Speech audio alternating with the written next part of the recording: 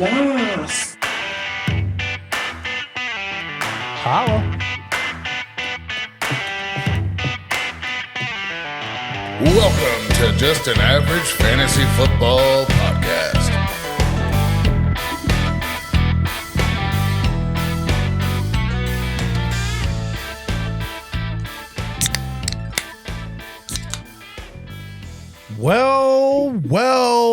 Welcome in to the first round of your fantasy playoffs and to Just an Average Fantasy Football Podcast. I am your host.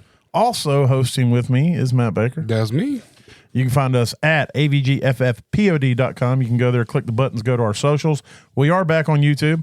I think I mentioned it yesterday, but I'll mention it again today. Back. So you can go to YouTube and check us out. You can also listen to us on the website.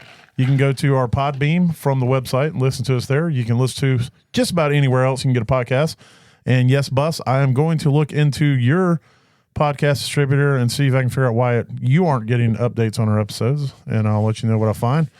Apologize for the late response, but our Facebook page, I don't always get the notifications, and I noticed today I had like 6 notifications on our Facebook page, so I had to go sort that out.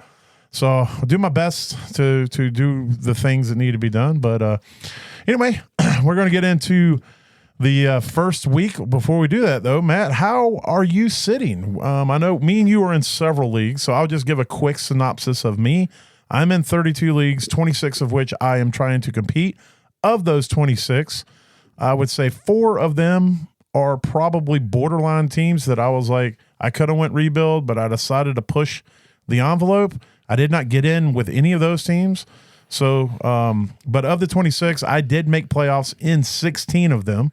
And these are including Dynasty and Redraft. Yes. And so I feel pretty good about that. And so I don't know what that percentage is of the 26, 16 and 26, but it's over half. So I feel good about that. Is it over half? Yeah, because 16 will be 32. So you said like 32 leagues. Yeah, so total. actually So I'm half of the total leagues that I'm in. Total leagues, yeah. That's not bad. I feel good about that. And I don't think I'm going to win championships in all 16, but I'm going to try my best to. You got a shot. I got a shot, and I do have some really good teams that I do expect to go far with. I have some first round buys. That is so nice to go look at that bracket and already see your name in the next week's stuff. On the next one, yeah. And I was stressing over a lineup today in one of the leagues where I got first round buy. I was stressing.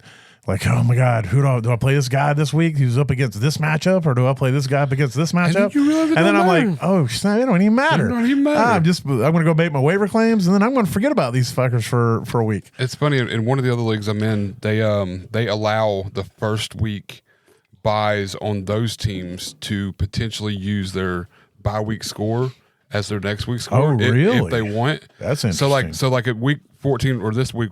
I don't know if I like that. I have to think about that. Well, you can like say you have your team just goes off all of a sudden this week during a bye week and it doesn't even affect anything. Right. You can opt to take that score and follow it into your first. I imagine round you have to claim it before the next week starts. So you got to gamble that your score that you got in your bye week is going to win and be better than the week. Okay. It was just something. It was kind of cool. From that aspect, I can kind of see it, and I guess as long as it's a rule beforehand and everybody knows, everybody knows about it. It's all it's all in the open. It's all in the air. He reiterated it. He's like, hey, just so everybody knows, the bye week teams have the option to play their bye week score as their first week score, or they can just write out and see what the team does. So like when you were sitting there saying as far as like you're setting your score and all, that could make a difference. 100%. In that application. It made me think of it when you said that. So, but I'm not in as many leagues as you. I am in 14, of which there's 10 that I was really, really, really competing this year, or they were like redrafts or whatever. And then me and you got in a couple that were dispersal drafts, and I know in one of them you were fighting to compete, and one of them it was. Just let it go. At the beginning of the season, when McCaffrey got hurt, you were like, "Well, this is a rebuild. Time to start getting rid of dead weight." I'm like, I'm just out here being Elsa, just letting it go. Just let it all go. And it just with the Elsa reference. You got to throw that Disney out there a little bit. Shout out to Disney Pixar. Wait a minute, hit the. There's the which one? The D's nuts one. Hit it. Whenever you say Disney, you got to hit the D's nuts. It's not working. There it is.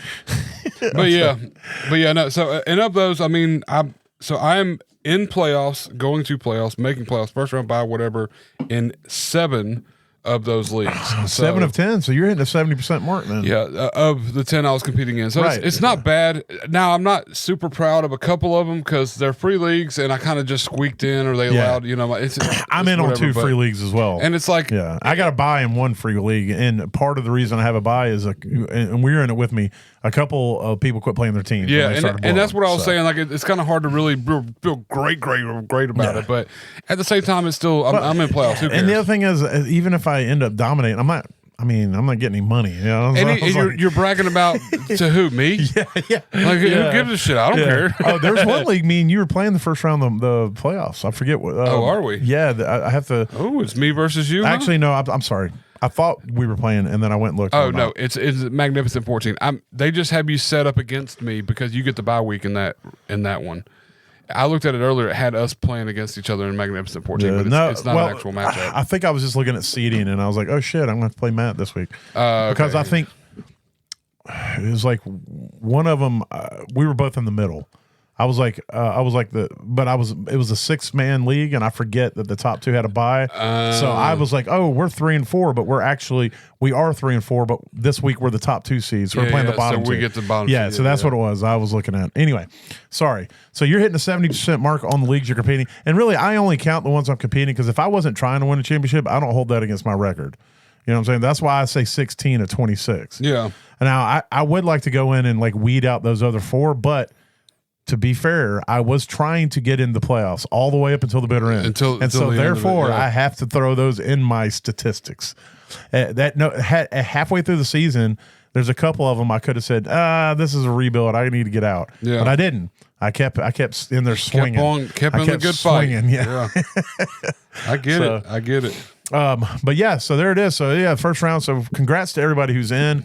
And look, anything can happen.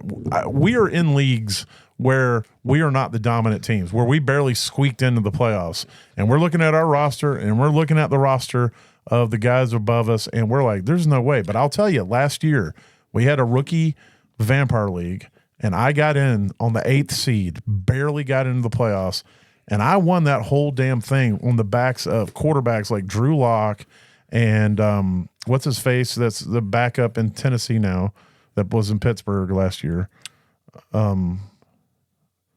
What can I think of? I had a complete brain. Kenny Pickett. No, backup. He oh my God. Was in He's at Tennessee now. He's the backup at Tennessee. Mason Rudolph. There we go. I know what to do with it. You know what's funny is I can't think of the name, and now I'm getting irritated with you for not being able to think of the names. Because he's like, he knows it. Why doesn't he know this? Clearly, I'm sitting there running through my head. Hey, idiot! It's this. Like I don't even. The bad part is I kept wanting to say Malik Willis, and I know 100% that's not his name. That's not who it is. But he's been with Tennessee, and I'm just like, it's not him. It's not him. Trust me. So in my mind, that's what my mind does with everything. I know who the fuck Mason Rudolph is, but my brain was like, nope. If you'd have said the guy with the gapped up head, I would have been like, oh yeah, Mason Rudolph. That'd have been easy. Yeah. But anyway, I won on the backs of guys like that, and Tommy DeVito one week. I'm pretty sure I was piecemealing quarterbacks like crazy because of injury, and our rules were, I don't know. I know nobody gives a shit. But our rules is that throughout the season we would add more spots to our lineup. And I didn't prepare for the super flex that got thrown in right at the end of the season. And I technically went into the playoffs with only one quarterback on my entire team. Yeah. And he wasn't a very good one. And then he got hurt. So then I had no quarterbacks. And then I ended up just grabbing guys off the scrap heap. And anyway, my point being is that you just got to get there. Anything can happen. Then you got to keep fighting. You got to keep fighting, make the best decisions, and hopefully we can help you with some of those decisions. And you know, try to scrap your way out. Because in our home league right now, my oldest son is absolutely dominating the league. Has been for weeks. And if you just looked at it like that, you'd be like, he's about to walk away with a championship. But I ain't gonna let him have it that easy. I eked into the playoffs with the 3rd lowest score in points in the entire league for the season. Yep. And I'm gonna come in that motherfucker swinging. I'm the 6th seed in a 7 seed league, and I'm gonna come into that motherfucker swinging. So So yeah, you just got to get there. So if you got there, congrats. Yep. And hey, you still got something to listen for and to play for. So glad you're here. So we're gonna hit some news real fast.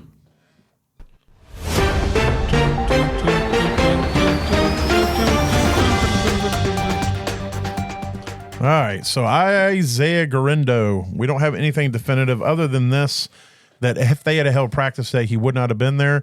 And I'm pretty sure they're a Thursday night game, the 49ers. Sure are. So we're not going to get probably any more information until Wednesday on this. So you're just going to have to, unless they come out and say something definitive. But he's got a sprained foot. He's probably not going to practice tomorrow. So Wednesday's the day that you're going to have to decide. I'm of the opinion, and this is, I don't have any inside information. This is just a feeling based off of the fact that Philip What's-His-Face is not what they want at running back. I can tell you based off of their system and their history. That's not who they want. What's his name? Taylor, right? Philip Taylor, yeah. Yeah. That's not who they want. He is Patrick Taylor. He is a special teams guy. Has been in the league for years. Israel Abanikanda is the type back that they generally like. Fast and decent size. I expect that he is, if Guerendo doesn't play, I expect Abanikanda to start the game.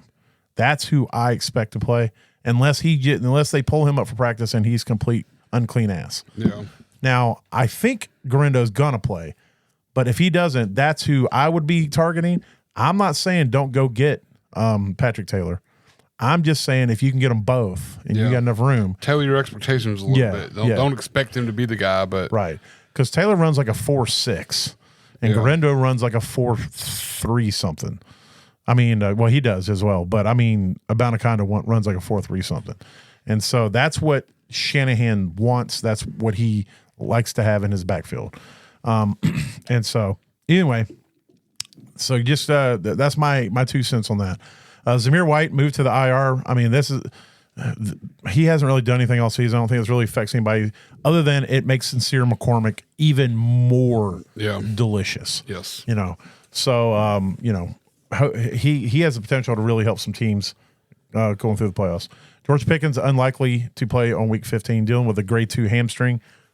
I don't know. Hopefully this doesn't turn into something long-term if he's out just this week. But it makes things interesting, and I'm sure we'll be talking about in Baker's Bottoms about some potential for some players. I don't know. You got Mike Williams in there? I do. Okay. Cedric Tillman is still in concussion protocol as of today, so that just matters when you're looking at guys like Elijah Moore and then the receiver that came in, Wilson. Yes. Was it Wilson? Yes. No, it wasn't Wilson. I'm thinking of Michael Wilson for the Arizona. It was Cedric Wilson, wasn't it? No, it's Cedric Tillman. There's a 24-year-old receiver, like a 5th round, 6th round pick who came in and did some shit this last week. Ooh. And it's a common name like Wilson or something like that. I should write this shit down. We should. But that would make us above average. I'm baffled. Okay, I have to look at it. Just look at the depth chart of Cleveland. He's not on there. Well, who's on Judy, Tillman, Moore, Woods, and Thrash. Woods. That's it. Oh. What's his first name? Michael? Is it Michael Woods? It is Michael Woods. That's why I had Wilson, because of Michael Wilson on Arizona. Yeah. I was like, this dude's like, he's only been in the league for 2 years. Yeah, Woods is a fairly common name in my mind. Anyway. Yeah. Okay. So it makes Michael Woods interesting because I think he had 4 or 5 targets this last game, caught a few. He had 5 the week before and 3 this week. Yeah. So. And then, of course, Elijah Moore. So just keep an eye on that. Disley to miss multiple weeks, and we'll talk about that in a minute. But the Smart for who came in for him is interesting to me.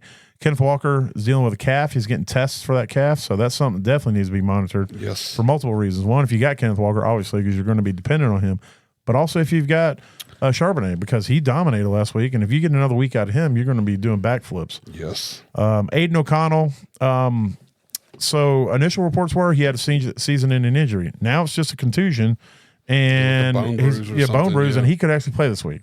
Yeah. So I have no clue. No one's playing Aiden O'Connell this week, but it matters for the receiving options, whether you have Desmond Ridder or Aiden O'Connell, and it also matters what team defense. I mean, I would still play the defense that's playing the Raiders this week if you already had them, because either one of them can throw picks, but it's way more spicy if it's Desmond Ridder.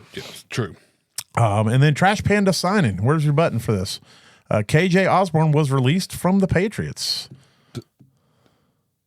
Oh my God! Who the hell cares? You got a delay with your sound box. It's like when I touch it, I got to touch it 25 times before it does anything. That's for what me. she said. Yes. They released on mutual terms. Yeah, it was mutual. They're like, we want you gone too. I love releasing on mutual terms. Just saying. As long as everybody's involved and happy, that's all that matters, right? All right, well, there it is with news, unless you got anything else that I'm not aware of. Just monitor your practice reports and your injury reports and whatnot. You know, there's Herbert's dealing with a leg issue, but I don't think it's going to keep him out. There's a couple other small things out there floating. So, well, Josh Allen is taking emails for anybody who wants to tell him other ways that he can break records with touchdowns, because he's gone 2 weeks now and he's run out of ideas. So if you can think of anything, like if he can get 3 receiving, 3 rushing, and 2 passing this week, it'll break another record. 3 receiving. Yeah, 3 receiving, 3 rushing, and 2 passing. But only if he's also throwing. Then he could get 3, 3, and 3. Him and Cooper are working that out right now. They got this whole play figured out. See, if Cooper never actually catches the ball, he just volleyballs it back to him.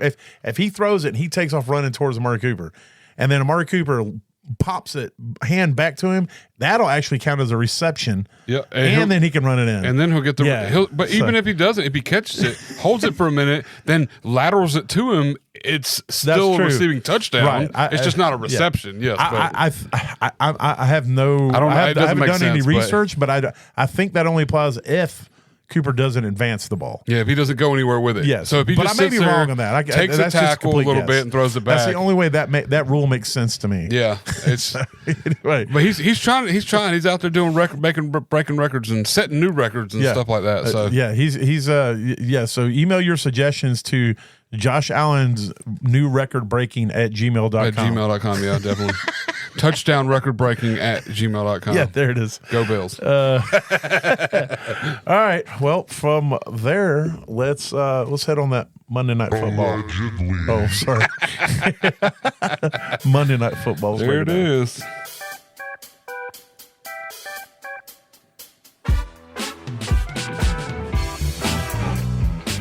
Sorry, let that run a little long because I was still trying to find. Skipping right to the Monday night game. Yeah. Are we just talking all key games? Oh no, we're going to talk about. I'm sorry, last night's game, last Monday night. Oh, this Monday. Yeah, the one that just happened last night. I get that now. The Bengals and the Cowboys is actually closer than I expected, but I think that's just par for the course with Cleveland. They finally kept a defense or an offense. Or Cincinnati. It was the same state. That's why I hesitated for a minute. Let you figure it out on your own. But Cincinnati finally kept an opposing offense under 30 points, so that was good for them. They ended up beating the Cowboys 27-20 to keep their very thin playoff hopes alive at 5-8 now. Both teams are at 5-8. Joe Burrow went out there and just dominated 33 for 44 for 369 yards, threw 3 touchdowns, did throw a pick. And then Cooper Rush had an okay game. If you played him, you weren't hurt. You know, he was my smash of the week, or he's my streamer of the week. And in this league, I don't know if the scoring is different, but he put up 17.82. But I think either way, he was a decent streamer if you did stream him. Chase Brown just did what he did. That guy is so damn electric. He man. is. He's going to be next year. He's going to be an absolute star. He may finish. He may be a league winning back for people this season. He very well could be, especially where you got him. I mean, I'm low key glad you didn't make the playoffs in our home league because your backs are. You got Tracy, you got Brown, got Bucky Irvin, and those 3 backs, if they get hot together, they could have carried you pretty far. On top of that, I mean, I had Baker, and I still had some decent receivers. Yeah. And you had all the good tight ends. I had all the I had McBride and Laporta. Yeah, Disley. Well, Disley had 1 week, anyways. But yeah, so it was. But Chase Brown's so good, dude. Mm-hmm. I am glad I got him where I got him, and next year in redrafts, I'm going to be trying to get more of him. Rico Dowdle finally getting the workload that we've been wanting. 18 carries. He got 131 rushing yards, no touchdowns, but it was still a good week. If we can get that kind of usage out of him, he's going to be real nice to have during this run. Ja'Marr Chase, man. God, this guy's too good. He's a cheat code. He's an absolute cheat code. Double covered, triple covered. It doesn't fucking matter. Wide open. Yeah, it doesn't matter. 14 receptions for 177 yards and 2 touchdowns. The one at the end to seal it where he just caught it, did a spin juke thing and left his defender in the dust and took it all the way to the house. Yoshi Voss got him a few receptions. T. Higgins wasn't really involved, but what T. Higgins brings for Chase is it forces the defense to have to not completely focus on Chase, and it allows a little bit of soft cut. And I won't say soft, but I mean they're still hyper focused on Chase, but they can't just hyper focus on him and forget about Higgins. CeeDee Lamb had a good game out there, 6 receptions for 93 yards and a touchdown. It looks dwarfed in comparison to what Chase did, but somebody you probably want to go grab is Brandon Cooks. We talked about him last night on waivers. I mean, he only caught one ball. It was a touchdown, but he was targeted 3 times. But this was his first game back, right? Second game back from coming off an injury. The first game he only played 39% of the snaps and had 7 targets. He missed 8 weeks too. Yeah, so that's a long downtime. He played 60% of this, but I think as long as they're in contention and they're fighting, then he's going to be very valuable. True. And they play Carolina next week in Tampa. Those are 2 great matchups for wide receivers. Yes. And then Gesicki, whatever. Ferguson, I think this is just the same kind of with Cooks. It was his first week off of an injury, and Schoonmaker had been getting usage, so they can't just completely forget about him. And so he took a couple targets, but I think Ferguson's also going to be nice for this run. But overall, it was a decent game. Mainly it was that Cincinnati offense that was out there doing some work. Burrow did get banged up in this game a little bit, but he played the whole game, so I don't think it's anything too concerning. He gets a little banged up each game. I think he takes a couple hits more than some other quarterbacks that shall remain unnamed. Don't get called on anyways. Like I don't know. Are you talking about Patrick Mahomes? No, it rhymes with Matrick Mahomes. No, Burrow does take some hits though, and he takes it and gets up and shrugs it off, and he's not getting hit, and then trying to call the ref's attention every time he's falling to the ground. Hey, but you can't let him just hit me like that. I got State Farm or whatever it is. But yeah, no, he does seem to take some hits. That O-line's not a sponsor, brother. He's got to, right.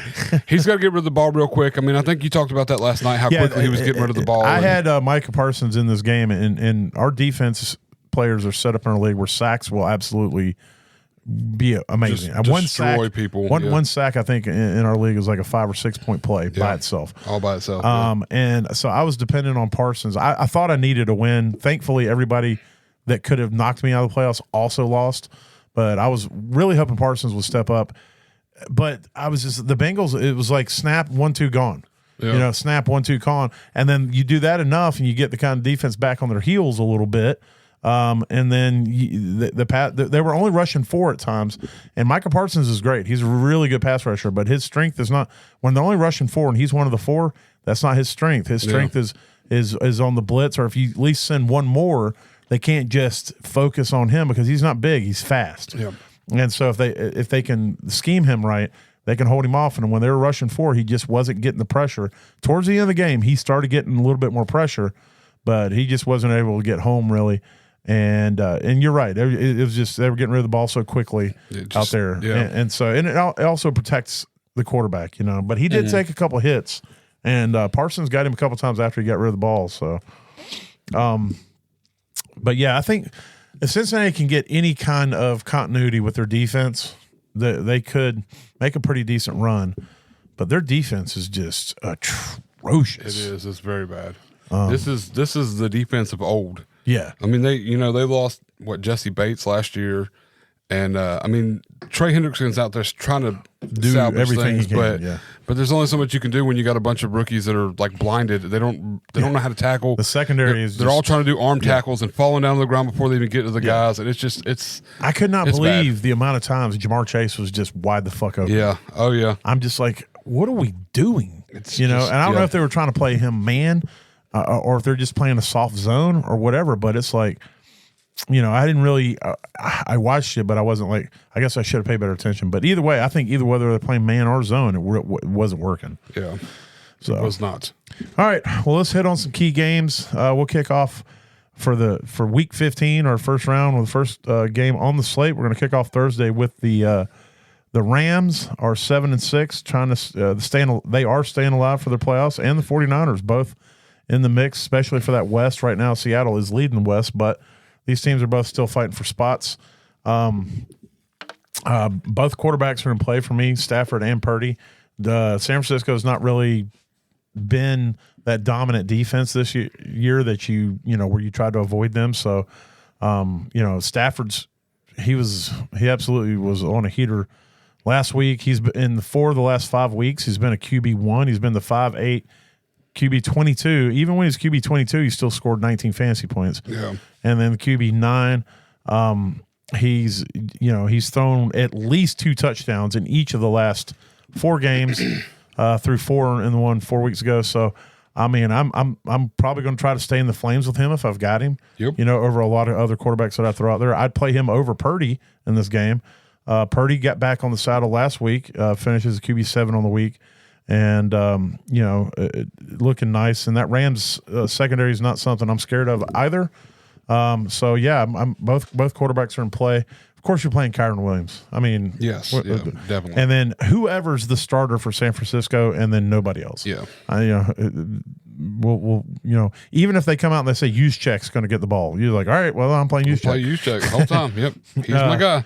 Puka Nacua, Cooper Kupp, absolutely money in the bank. Especially Puka's going to get 4,907 targets, and he'll catch all of them. Yeah, even if it costs him his arm, life, and leg. If he doesn't catch it, he's going to pay an arm, whatever, and leg to try to catch it. Juwan Jennings, he is actually the only 49er receiver I'm willing to play with any confidence. Deebo Samuel, to me, is borderline droppable at this point. It's been bad. He has not got double-digit fantasy points since week 10. He has been the wide receiver 57, 71, 82, and 55 in the last 4 weeks. He made a tweet today that said that he's the same old Deebo. He just ain't getting the ball. Is his problem, and then he deleted it.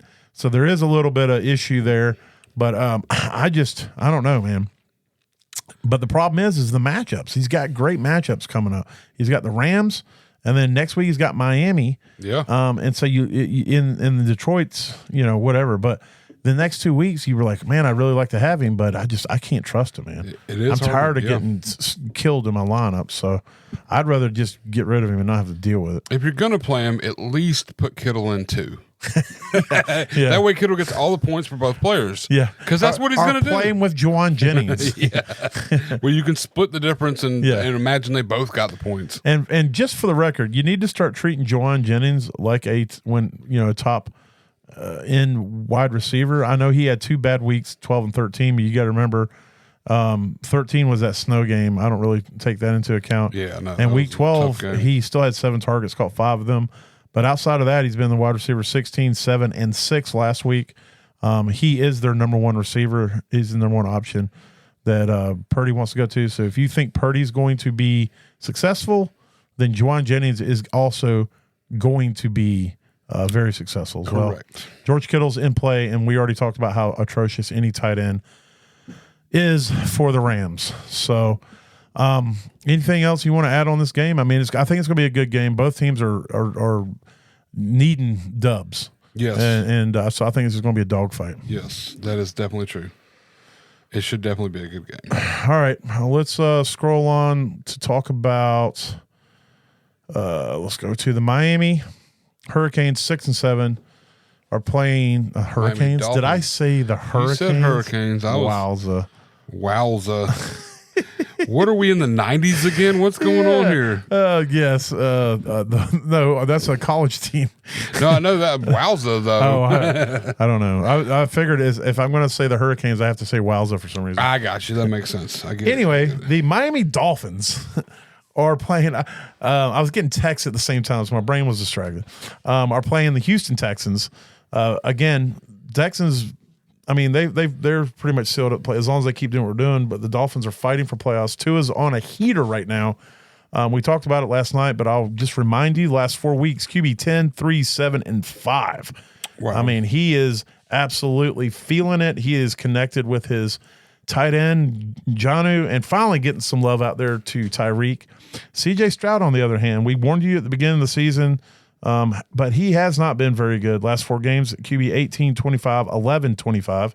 So this will at least be a week where he doesn't finish 25 based off of that pattern. Yes.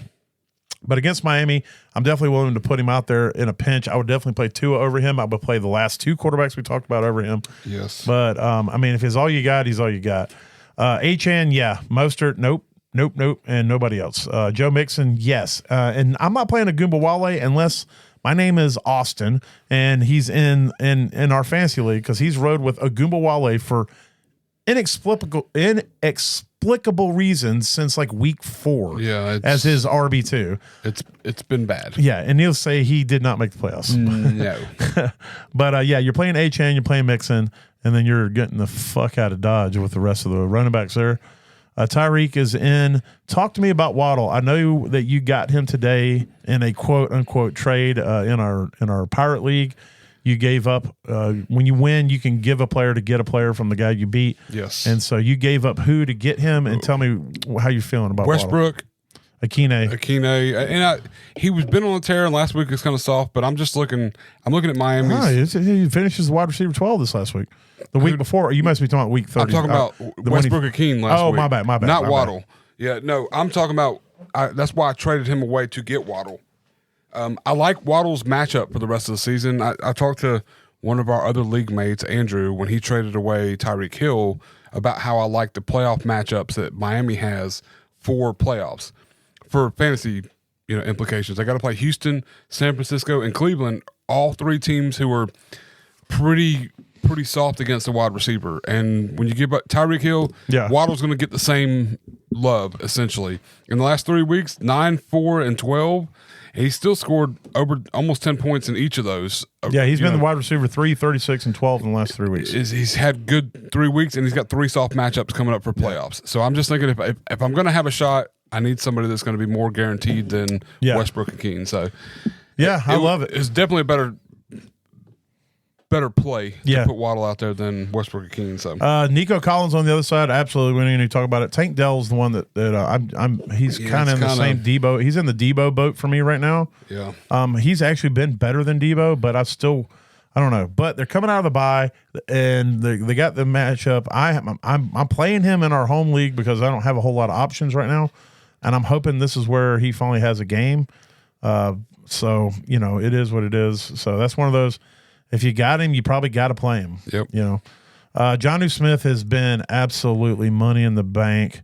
Even when he didn't play the whole game, he still came in overtime and lit it up for you. I mean, last 4 weeks, tight end 3, 2, 4, 7.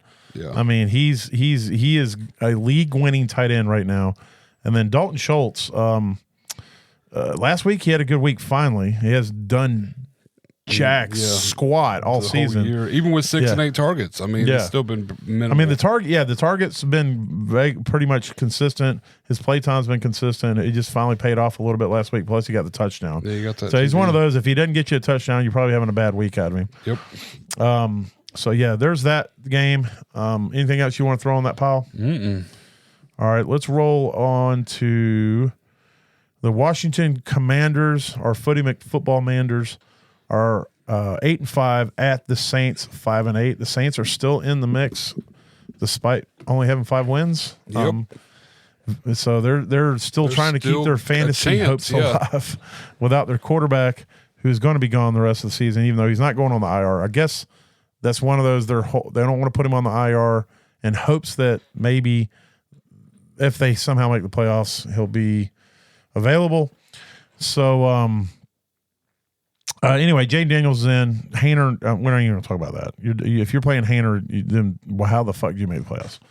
Let's see, Brian Robinson. We'll talk more about him in a minute, but yeah, you're playing him. Alvin Kamara is in like Flynn. Kendre Miller is interesting only in the sense of he had 10 carries last week. coming immediately back off of the IR and threw him in, gave him 10 carries, got a touchdown. I mean, I guess if you're in a multi-flex league and you're super desperate and you're looking for some kind of upside and there's not a lot of options, you throw him out there and hope that he's getting he's going to get another shot at a touchdown. But I'll probably be avoiding that and just maybe a prospect ad, just throw him on the bench, see what happens. And he'd be a good cuff right now. Any Kamara owner needs to have him in this playoff run. If you're in the playoff run, you should have him definitely. Just his usage last week tells you that, in my opinion. McLaurin, yes, he's in. He's money in the bank. I'm not playing any receiving options with Haener out there, even at tight end. I guess Juwan Johnson, if you're desperate at tight end, would be the only receiving option. I'd be willing to play on the New Orleans side. Yeah, and then Zach Ertz, yes, he's just, I don't know. I mean, he's had a touchdown the last 3 weeks. He's not. I mean, he's been the 5-7-15 tight end. So yeah, he's 812, but he just keeps getting love. It's a decent matchup too. I think the Saints are a little soft against us. Yeah, definitely. Yeah, tight end. Let's see. Let's talk about. Let's give them something to talk about. Talk about love. All right. The Bills 10-3 are at the Lions 12-1. Whoop whoop. You're playing the quarterbacks. Yep. Although Goff's a little scary just because of how good the defense is for Buffalo, but you're not benching him. Stafford did pretty good last week. Yeah, with true that. And Goff is at home, and his home and away splits are, he definitely loves being in his friendly confines. Yep. Yeah, I hope Cook gets back on track this week. I don't need another week like last week. Right. Jahmyr Gibbs, Montgomery. Yeah, we don't need to talk about. They're both RB1s. They're both fantastic. Khalil Shakir. Yeah, I'm playing him with the utmost confidence. Amari Cooper. I mean, last week he got 14 targets, caught 6 of them. And so, maybe they're starting to utilize him more, or maybe it was just the game script. I don't know. That's more than he's had combined for every other week he's played with the Bills. True so, that. I mean, it says something when you get that many targets. So. Would you play him or Jameson Williams in this matchup? I would have to hear about whether Keon Coleman's playing or not. If they say no Keon Coleman, I'll play Amari Cooper. Okay. But if Keon's out there, then I'm going to play Jameson Williams. That's fair. Amon-Ra St. Brown's in your lineup. Yes. Dalton Kincaid, talk to me about that. He's on our waivers in our league, and no, he's on our waivers in your league. Yeah. And I didn't put one in for him because I just went and looked. He's been unclean, dirty ass pretty much all season. Just about the entire season. When he's out there, he's getting enough targets to where he should be doing good. Yeah. And he's not. Yeah. And I don't know what it is. Like I said, I wish I had all the time in the world to physically watch every game so that I could see if these targets are true targets and he's missing them, or if it's like, he's the closest man to him when they throw the ball down. Because that still counts. What about him or Juwan Johnson, the tight end for the Saints? Juwan Johnson. And see, that's crazy, even with Haener out there. Yeah, I would actually prefer Haener to be out there. Yeah, I think he's going to dump the ball a lot, and Juwan's going to be his best friend. Yeah, and I don't know, and I don't even know that we don't know if I haven't heard anything about Kincaid actually coming back this week either. Yeah, he's been out for 2 weeks now, and I mean at this point.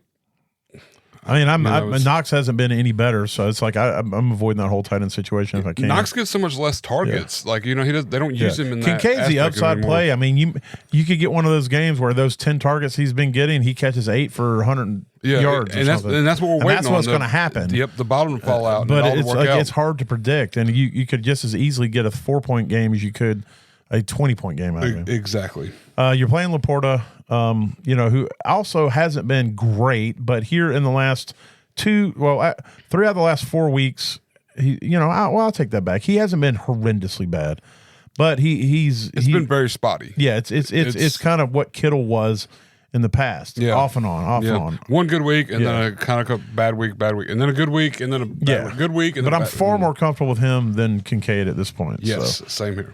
All right, let's see. The Steelers 10-3 are at the Eagles 11-2.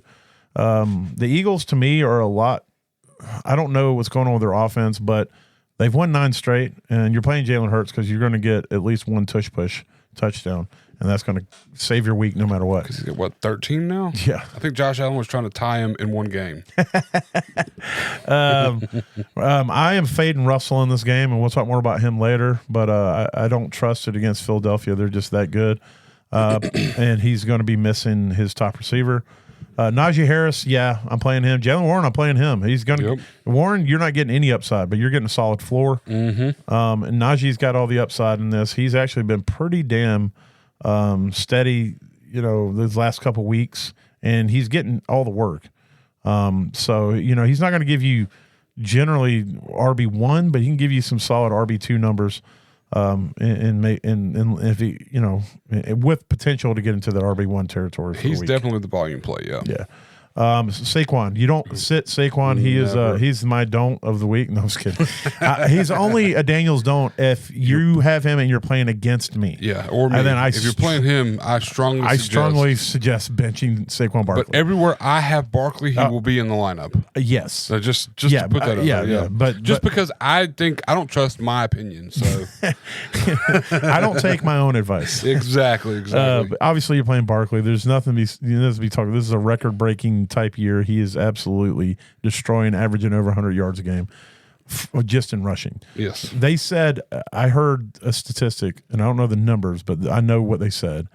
His second half rushing this season, just his second half of the game rushing stats or running back stats would equal to the RB4 for the season. That's amazing. That's absolutely bonkers. Yeah, that's amazing. Fucking bonkers, dude. So Barkley's a second half running back. Barkley's two running backs. He is. He's like you get the first half Barkley and the second half Barkley. Yeah. Hey, I like that. I like that. He's a 2-for-1 special. He's the McCaffrey of this year. He is. Let's see. Calvin Austin.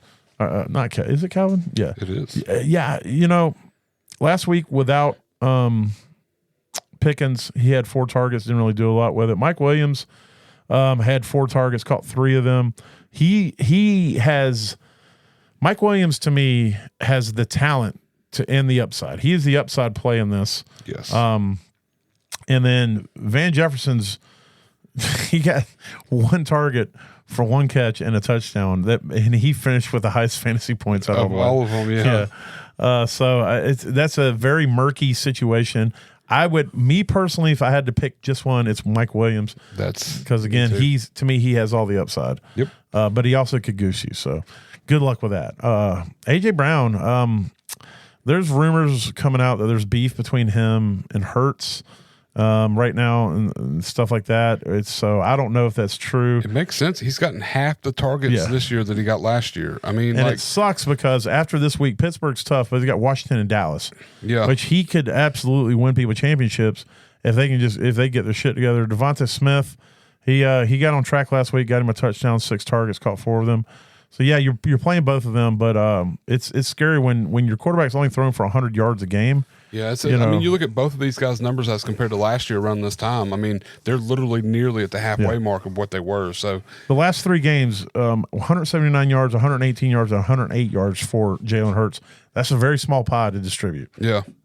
Well, it's because Saquon is so good. They're so good at running the ball. A lot of it's Saquon. They have no reason to throw the ball. And then by the time they do get up, it's like it's dip and dunk kill the game time. I mean, we need a first down, hit A.J. Brown for an 11-yard out, and then all of a sudden. So if Pittsburgh could push him, maybe we get more passing in this game and force them.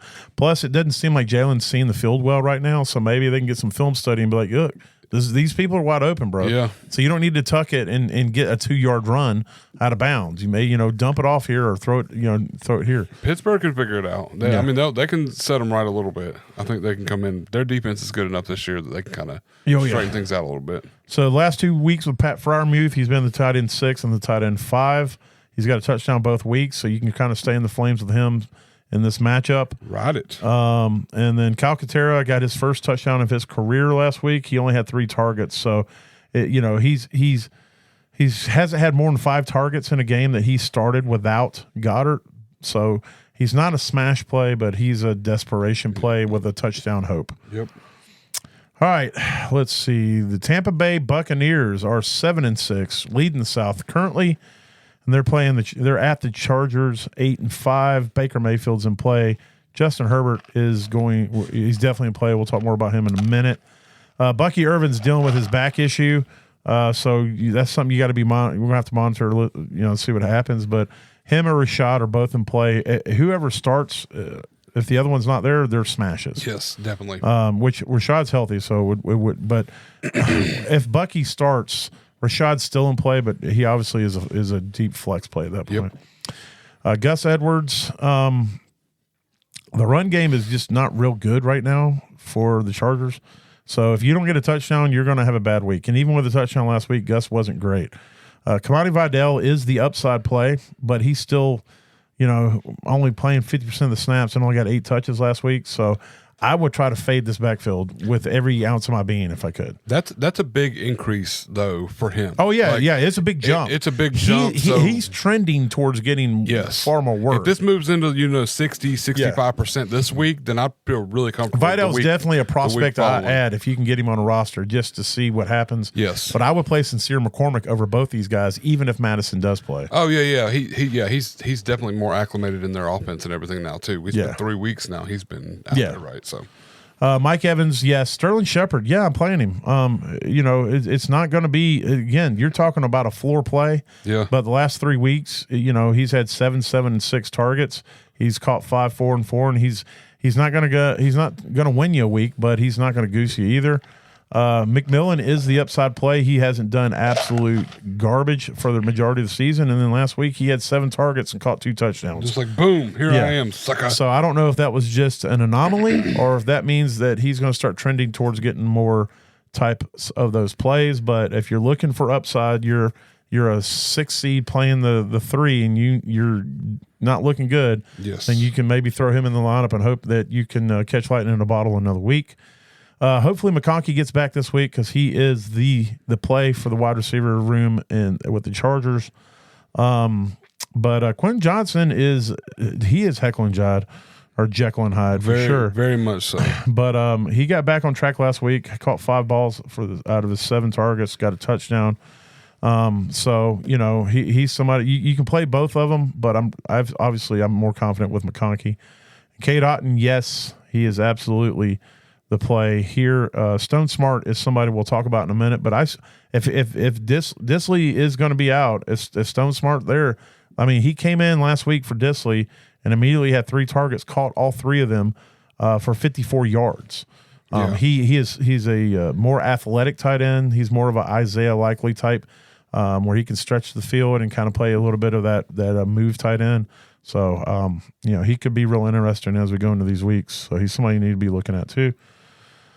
So, all right, anything else on that one? That's it. All right, the Sunday night game is the Green Bay Packers 9-4 at the Seahawks 8-5. The Seahawks are leading the West right now, and they are, they're kind of on a heater as a team.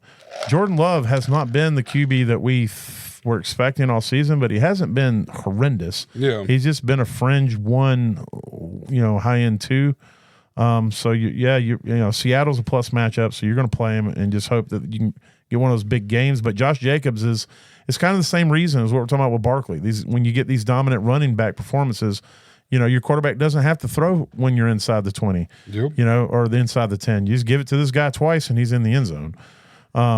And so just hope that maybe you get some touchdowns outside the red zone. Geno Smith, as good as they're doing, he's not doing good in fantasy. He has not been better than a QB 19 in the last 4 weeks. He has not broke 16 fantasy points in the last 4 weeks. So I'm probably fading him if I can. Josh Jacobs, he's a smash. Yes. We need to talk about whoever starts for Seattle, they're a smash. Kenneth Walker or Charbonnet.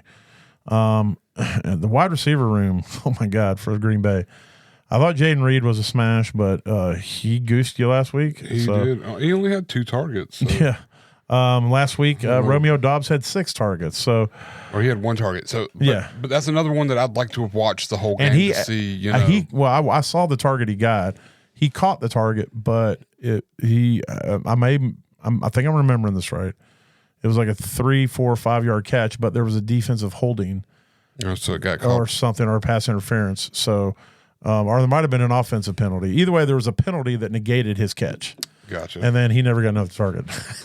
And that was like at the beginning of the game. Yeah. It was so weird. I don't know. I kind of feel like this is going to be everybody's upset and mad, and all of a sudden Reed's going to put 20 up on their bench. It'd be hilarious. I mean, their most consistent receiver right now is Wicks. In the last 2 weeks, he's had 5 targets, caught 4 in each game, but he hasn't broke 10 fantasy points. So yeah, it's just Watson's your upside play here if you're looking for anything big down the field. He had 7 targets last week for 114 yards, caught 4 for 114. But again, he's not very consistent. If I had to pick one, he's probably the one I pick. Just because of, maybe you get a bomb touchdown. Yeah. JSN, yes. DK, yeah, you're playing him, but good Lord, where'd you go, DK? You were out 2 weeks, and then you had the bye. So you missed 3 weeks, and since then, you haven't been better than wide receiver 28 in a week. You're not killing people, but you're definitely not winning anything for people. You're definitely hurting their feelings. Yes.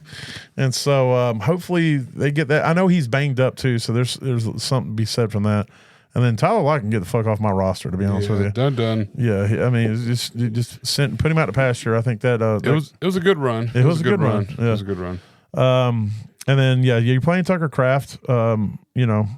He's been pretty consistent last 3 weeks. He's not giving you like tight end 5 numbers, but he's definitely, like I said, being consistent. And then you're not touching any tight end for Seattle. Neither are they. All right, the Monday night. I guess. Whoa, there's 2 Monday night games. Is there 2 Monday night games or 2 Sunday night games? 2 Monday night games. Yeah. Yep. 2 Monday night games. So the first one is the Bears at the Vikings. The Bears are 4-9. The Vikings are 11-2. Yeah, I mean, Caleb's in play just because of the volume, the pass volume that they're currently having to do. He's been the QB 4, 5, and 18 in the last 3 weeks. And one of those was against Minnesota already. Yeah. He was QB 4 on that week. So threw 47 times for 340 and 2 touchdowns. Yeah. So, I mean. Yeah, and so, I'm definitely – and this is inside in the dome. Sam Darnold, you're playing this guy. He has – 4 of the last 6 weeks he's been a QB1. Yeah. And so you're playing him, and you're going to feel pretty good about it against Chicago. If I cannot play DeAndre Swift, I'm going to do it. But if he's starting, he's the one getting all the runs. So, although Roschon Johnson might be out, and it's going to be interesting to see his usage, because since they tried to utilize him more, he got hurt, and then they had to go back to their old ways. Yep. So I don't know how that's going to work out. We'll have to see. Aaron Jones, put him out there. Cam Akers got a little run last week. Didn't do a ton with it, but he had 5 carries. So the last 2 weeks he's been playing over 30% of the snaps. So he's definitely not somebody you're going to put in your lineup at all, but it is taken away from Aaron Jones. So a little bit. DJ Moore, he's the only wide receiver I play with any kind of confidence, and it's still not a lot of confidence on the Bears side. He was a 4-7 and then 36. So sandwiched in between 2 wide receiver 3s, basically, or a low end 2 and a 3. He's had 2 wide receiver 1 performances. So the last time they played Minnesota, Keenan Allen finished as wide receiver 6 with 15 targets. So I mean, if you got Allen, Minnesota's given up so much to wide receivers, there's a good shot these both can potentially put up points. Yeah, Keenan Allen's going to get targets. So hopefully, it could be one of those where he gets a couple tuds. Roma Dunze emerged last week, but I don't know if that's a fluke or something, some kind of change for the future. So, again, that's a play at your own risk type deal. Justin Jefferson, and unless you're playing me. If you got him and Barkley, you bench both if you play me. Yes. Or Baker. Jordan Addison. Talk to me about Jordan Addison. I mean, 2 of the last 3 weeks, he's been – not just good, but fucking dominant. The dude. Is this something? Is this prescriptive, or do you think this is just matchup based? And again, one of those weeks was against Chicago when he was the wide receiver 1 on the week. Yeah, exactly. And which is crazy. It was 8 points less than what he scored this last week, where he was wide receiver 3. Yeah, that's true. But I don't know. It's definitely. It almost feels like. Like last year we had that Devonta Smith and AJ Brown kind of situation where AJ would blow up one week and then Devonta would blow up the next week. Where they both blew up last week, though. That's the thing. Yeah, that's what I'm saying. Like what these defenses kind of it's Atlanta. Atlanta kind of went soft against it all. That's true. This back half has been terrible for Atlanta, and they've just been allowing everybody to score touchdowns. So but I don't know. It's just I don't know. It's hard to really say because I know Chicago essentially shut out Justin Jefferson 2 weeks ago or 3 weeks ago, and Addison balled the fuck out. So right, and so no, you're right. Generally, if Addison does good, Jefferson's a lot under it. So it's almost like they're just stacking it up against this one, and they don't realize that Addison can be that guy. And so I mean, I think it'll be different this game because they realized where they fucked up last game. Just allowing Addison to do all the work. Yeah, but. I still think Addison's in play. He's definitely an upside play. I mean, you throw him out there and you hope you get one of these weeks like last week where he put up 39 fantasy points. But I would venture to say you're probably going to get something more along what you got in week 11 when he put up 15 fantasy points, which isn't terrible. That's what I'm thinking too. It's going to be like against Green Bay where he put up 18 or whatever, or against Tennessee where he put up 11. So 12, I think you can be okay with him, but he obviously has the potential to win you a week too. So correct. So he's definitely in your lineup, and then. Cole Kmet, man, he goosed last week, and he's not been good this season. I mean, the first half of the season he was right. Yeah. Second half of the season, since Keenan Allen's come back, mainly, he has been virtually non-existent. So I'm not playing him at all. Nope. And then T.J. Hawkinson, you're playing him. He's been the tight end 3 weeks ago, but he hasn't been anything special the last couple of weeks, but. I think it's going to pick back up this week, and we'll talk more about him in a few minutes. So there it is on that game. Anything else you want to throw in? That's it. All right, last game we're going to talk about on the week is the other Monday night game. The Falcons are 6-7. This is going to be a barn burner at the Raiders that are 2-11. I'm not playing any quarterback in this game. Nope. Bijan, we just talked about who we're playing. Bijan. Yep. Algier, if you're desperate. Probably desperation. McCormick. Yep. Madison if he starts. Yep. Drake London, Darnell Mooney, Jacoby Myers. That's the three that I'm playing there. And then Brock Bowers. Anybody else you're willing to throw in there? Play Brock Bowers twice. Yeah, as many times as you can get him out there. You want Brock Bowers out there. Yeah, some people will be like, well, why not Pitts? It's a plus matchup because Kyle Pitts sucks. Yeah, and there's no plus matchup for Kyle Pitts. No, there's nothing plus about Kyle Pitts. No, it just doesn't work. No, he had 6 targets last game. The jury has deliberated and they've come back and the jury is out. He's garbage. He's fantasy garbage. Yes. But all right, well there it is with the key games on the week. So from there, let's get in on some power bottoms. Unless they happen to be power bottoms. What's a power bottom? A power bottom is a bottom that is capable of receiving an enormous amount of power. Actually, Mac, you got it backwards. You see, a power bottom is actually generating all the power by doing most of the work. Does the power have to do with the size or the strength of the bottom? Now, Dennis, I've heard that speed has something to do with it. Speed has everything to do with it. You see, the speed of the bottom informs the top how much pressure he's supposed to apply. Speed's the name of the game. Right, buddy? Right, buddy? All right, so power bottoms for this week. Running back wise, hinging solely on the fact that I personally do not feel Bucky Irving is going to play. He left the game with a back injury. He was questionable because of a hip injury. There's also, I read an article today that he's dealing with something with his right ankle. Dude had an amazing run. He's an amazing running back, but I don't know that he needs a break. I think he's going to end up not playing this week. And Sean Tucker, under 4% of leagues, is out there almost everywhere.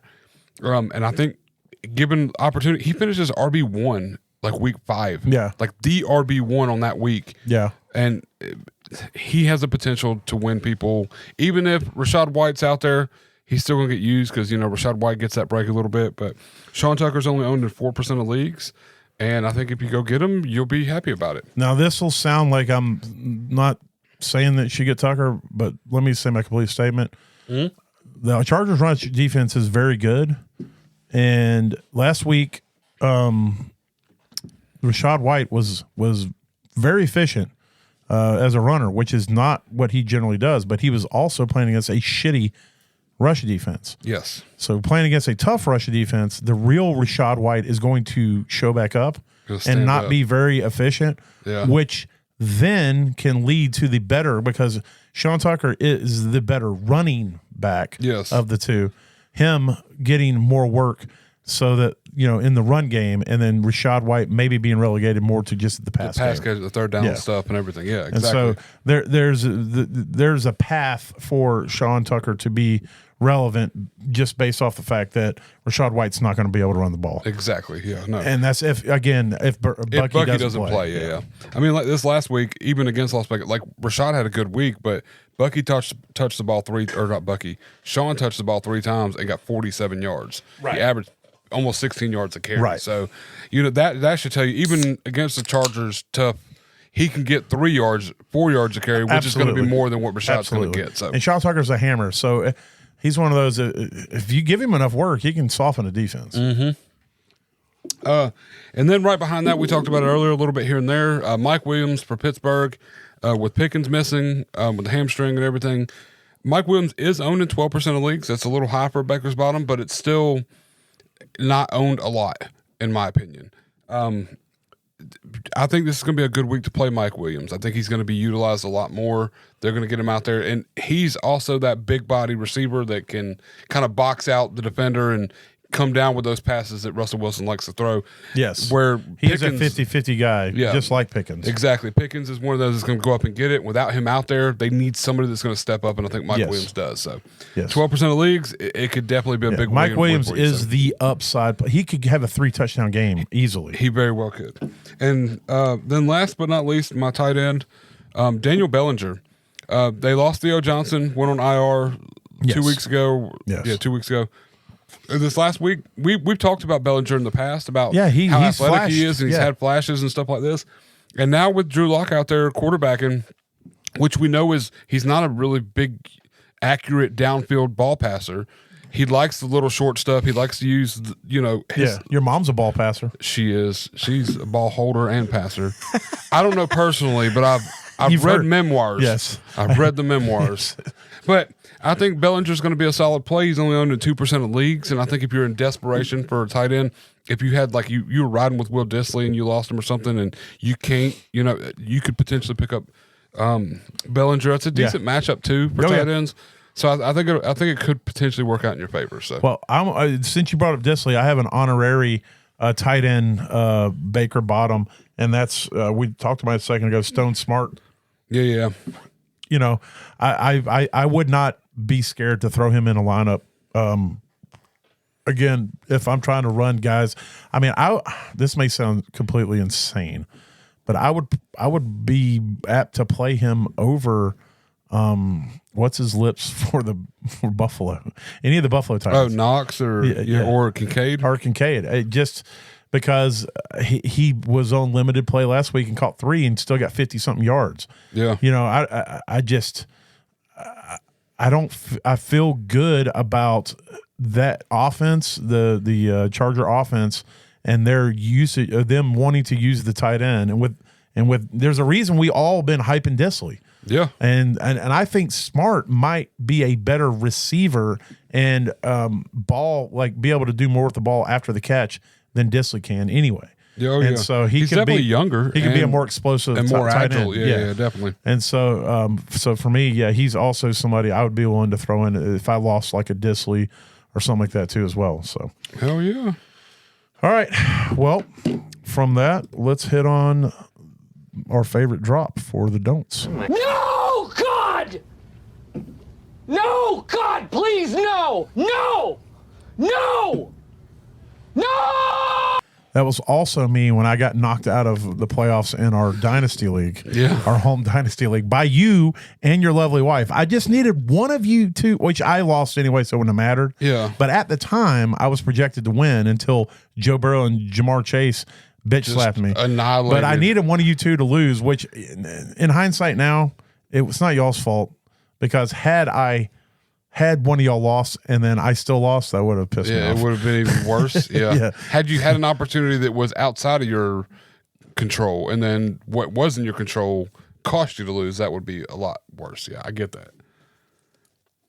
But I told my wife she had to win. So yeah.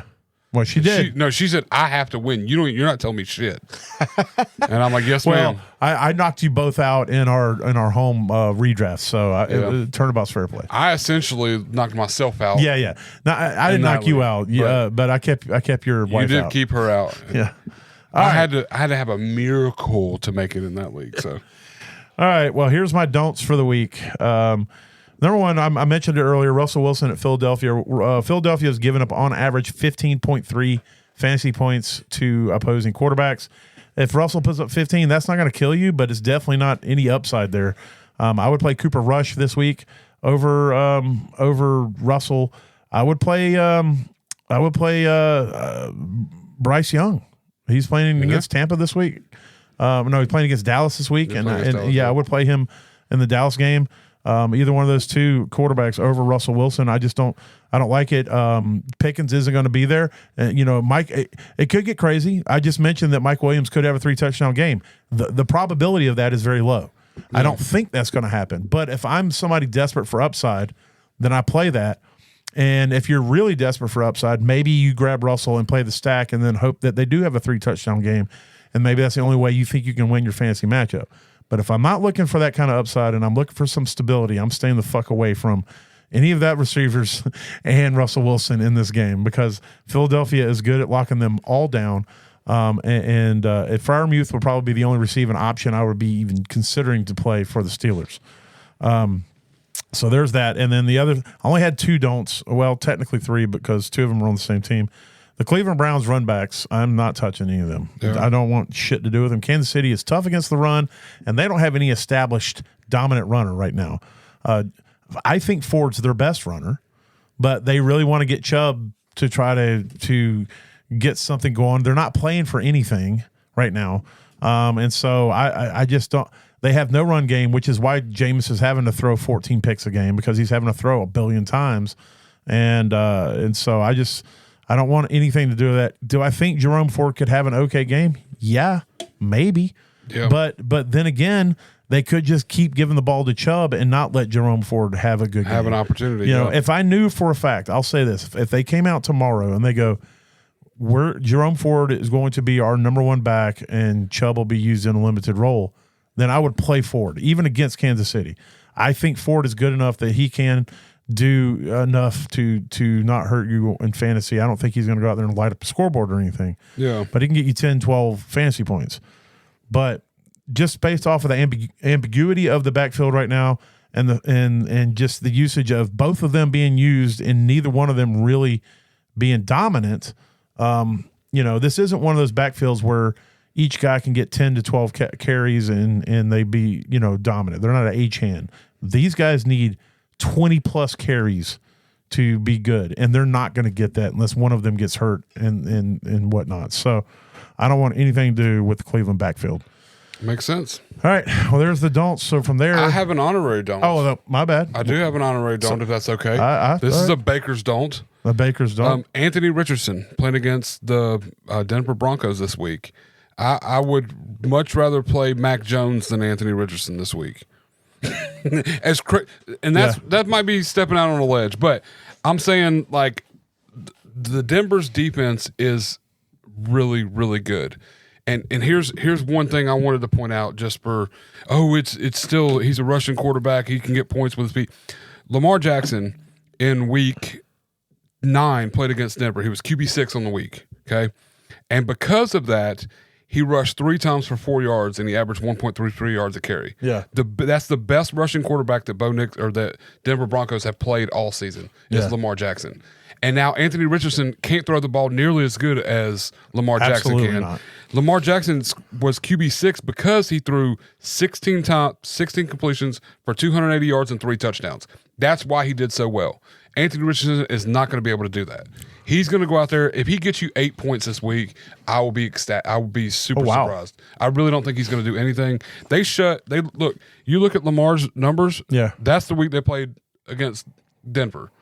He's the rushing quarterback like Anthony Richardson's supposed to be. So I don't think Anthony's good enough of a quarterback passer to do good enough against Well, yeah, Denver. their O line is a lot. There's a lot that encompasses that. Their O line is garbage. There's so much bad there. Yeah, and so he's going to be running for his life that entire game. Coming off a if bye, he does anything, it's going to have to be with his feet too. And if they their can shut corners that are locked down, it's going to be a Josh bad Downs day. may or may not play. So. Yeah, it's going to be a bad day if you have to play Anthony Richardson. I would desperately try to find another pivot.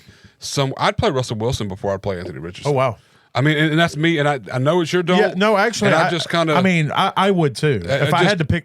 In that kind of situation, two. yeah. If I can get something, I just don't think Anthony Richardson is going to do that well at all this week. All right, we'll hit that kaboom buttons and we'll talk about our smashes. Kaboom. Hey, it worked the first time I pushed it. That was pretty nice. All right, my quarterback smash of the week is Justin Herbert versus Tampa. Tampa is a dumpster fire when it comes to defending the pass. And so I expect I need Herbert to go out there and have a absolute dominant week. I need a top 5 finish from him. That would be amazing. That's what I'm projecting. And so there it is. Herbert versus Tampa. Nice. And he's going to be at home. So my quarterback smash this week is someone who's going to throw the ball more than any other 2 quarterbacks in the league this week. Jameis Winston, to which and that goes to both teams. Just saying, it's going to be spread everywhere. This might be another 700-yard game for him. If you include the pick 6 yardage, all the pick yardage, it's going to be a big game.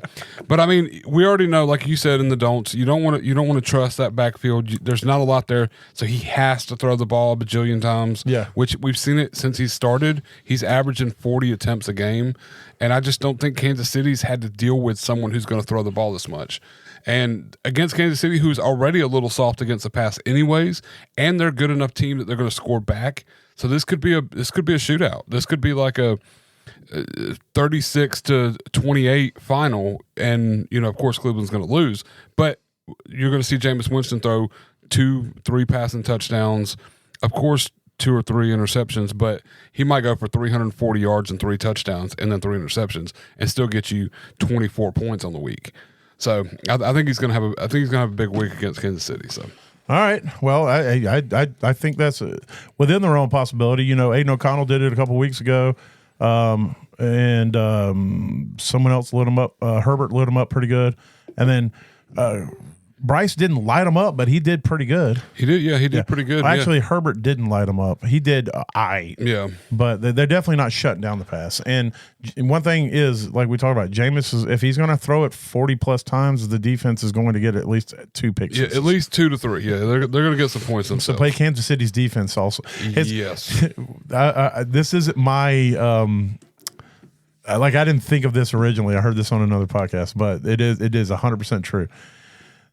You generally don't play a defense against a quarterback who you think can throw for 400 yards and 5 touchdowns. Jameis Winston is the exception to the rule. He can throw for 500 yards, 4 touchdowns, and your defense can still score double digits because he'll also throw 3 pick sixes. Yep. And he'll probably fumble it 2 times. There'll be 2 picks, 2 muffed handoffs. It'll definitely be. And if you score tipped passes and stuff, there'll be a few of those. Yep. Passes defended. So you can definitely play both sides of the ball against and you can do it. Generally, you don't play. I don't like to play a team defense that's playing against the quarterback that I have on my team. Yeah. But if I was to have Jameis, which we all know would never happen, but if I was, I would still play every week. I would play the defense, whatever that's defense is playing playing against me. You'd stream his opposite defense. Yes. All season long. Yes. Yes, absolutely. I get that. All right, who's your running back smash? Running back smash this week playing against Carolina, Rico Dowdle. Actually, I love it. He showed me some flashes this last week. I actually 100%. watched the game. I like the way he's running. It looked really good. Well, if they give him the bulk, he can do it. They keep handing him the ball. He keeps pushing for it. And I mean, he had a couple really nice runs, 14, 18-yard gashes. So I think he's going to have a big week against Carolina. And Carolina's run defense is like if me and you were playing defensive tackle. Yeah, that's pretty close. Yeah. I think if me and you were playing defensive tackle, would be like Buffalo's run defense. It would be like if me and you and like half of JJ Watt were playing, then it would be Carolina. That would be it. It's just a little bit better. A little bit better. Yeah. If we each got to carry like one of his legs, it would be we could swing it at their, Yeah. So anyways, who's your running back? If they split TJ Watt in half, and you get the left half, so it's one half you, and the one other half TJ Watt, and then I get the other half. That's one half me and one half TJ Watt, and then we in that body then had to play defensive tackle for the Carolina Panthers. It would be that's what it is. Yeah, that's what the run I would be defense slowing him down like a mother. Just so you know, the TJ Watt half is going to be doing the bulk of the work. He's going to hate me. He's going to hate the half of me. It's going to despise carrying my half fat ass around when there's like half of my mouth's going to be breathing heavily and the other half's going to be cussing the side that's breathing just heavily. Yelling at it. Anyway, that's a weird road that I took us down. It was well, you started it was bumpy, but we got there. My running back smash of the week is Brian Robinson for the Washington football McFootball Manders. At the Saints. The Saints aren't very tough against the run. The Washington's coming off the bye, and I think Brian Robinson is chomping at the bit. There is no Austin Eckler to take away touches. There is no established person that's going to be taking a whole lot of touches away. So I think he's going to be utilized a little bit more in the pass game than he generally is as well. I'm not saying he's going to be coming the pass catching back. McNichols will still come in on third downs and things like that. But I think Brian Robinson will be more balanced run back attack, and I think he's going to have a really good matchup against the Saints. And then my wide receiver smash is Garrett Wilson versus Jacksonville. He got back on track last week, and I think the Jets are desperate for a win right now. Jacksonville's a good place to go when you're desperate for one, and I'm thinking they want to get Garrett Wilson some more touches, get him fired up, get him another touchdown or 5. And I think he's just going to have I think he could potentially have a league-winning type week this week. I need that. I need that in bling. So you're not competing. So no, I not go get the title, homie. Go get the title. I'm working my ass off. But we go back to that other game with Brian Robinson. That's one of my wide receiver smashes. Yeah. Terry McLaurin. I think he has a big week this week against the Saints. I just hope that the Saints can actually kind of hold that score up to where it's not. Yeah, that's the hard thing. That's about the what it is. Game. But that's part of the reason with Brian Robinson, which I forgot to mention, is I think they're going to kill the game. They're going to get a lead and kill the game, and Brian Robinson's going to be a big part of that. There's you I just got to hope thinking that about the it. points that they get are because of McLaurin. All because passes. McLaurin moves it down the field, and then Brian Robinson gets the touchdowns and stuff like that. Look, if McLaurin just catch one long bomb and then a couple decent passes, you'll have your nut. It's a big game, yeah. And then to finish it out, tight end wise, I said Jameis Winston was going to have a big game. It's got to be on the shoulder of somebody. Yeah. It's going to be David Njoku. Yes, please. I mean, David Njoku is a monster. He's probably their number one receiver when Pickens isn't there. Yeah. Or not Pickens. What am I talking about? Cedric Tillman isn't there. Yeah. And Njoku is the man there. Yes. Atkins shows up a little bit here and there, but not enough to affect it in any way, form, or fashion. And I think Njoku has one of those weeks you're talking about where is league winning this week. Yeah. He's going to be the beneficiary of and I need it in your league. Of it. In your league, because I had him in Disley. Yeah. And no, I didn't have him in Otten. Anyway, never mind. I still need it though. Yeah, but no, Njoku's going to have a big week this week, I think. And like I said, if Winston's going to do good, Njoku's going to do good. So well, I talked about him a little bit earlier when we were doing our key games, but TJ Hawkinson versus Chicago, I think he's going to get him a touchdown this week and start getting a little bit more usage. Everybody else is getting fed. It's time to feed your top tight end. Yeah. He's been kind of mid since he's come back, and it's time to get him out there and, like I said, get him on the scoreboard. And I think all the guys that I picked, my goal in finding smashes this week is I wanted to go find people who weren't necessarily too far down the line, but weren't at the top that I thought could potentially finish in a top 5 region of the fantasy for their perspective positions. So I think that all these people that I picked could be a top 5 play, and so if you play them all and they all finish there, then you're probably going to win your week. So hell yeah. Well, there it is. Good luck in your first week of your playoffs. Unless you're playing against me, then you can go suck a bag of wieners. And I'm not talking about the dog. There you go. A whole bag of these nuts. These nuts. Yeah. But outside of that, I hope y'all have a good one out there. And if anything we say or do helps you get to that average place in your league, that means we did our job. Because if you finish average, You don't finish last. So y'all have a good one out there, and we will talk to you next week. I'm not guaranteeing a DFS. But we're going to try real hard this week because it's been a couple weeks. Yes. So y'all be good. We'll talk to you later. Holla.